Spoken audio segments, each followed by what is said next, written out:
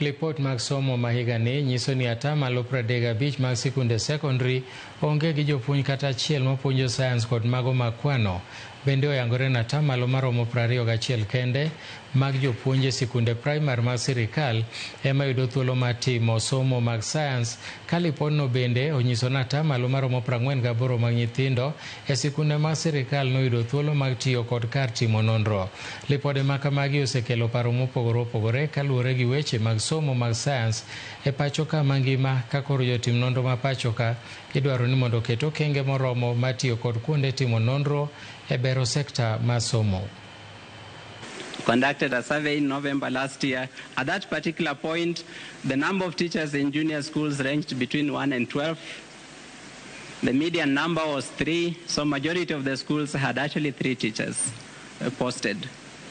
And that meant that these 3 teachers will have to teach multiple learning areas and multiple classes, and some of them had to teach areas they were not trained in. At that particular point, we had only 21% of the teachers in our public junior schools being STEM teachers.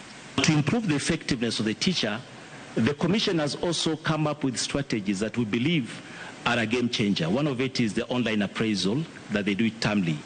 We have an online appraisal where the teachers are supposed to create standards, set targets, then after they have set the target, they can be appraised by the deputies, countersigned by the field officer on the ground, and we can be able to account to some extent that we know what the teachers are doing in school because of the appraisal system that are there.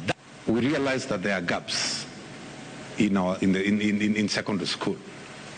There are 9,750 secondary schools in Kenya. Of those 9,750, 5,000 schools of those total number of schools, there's no learner who selected those schools. So over 1.2 million learners were expected to transit. None of these learners selected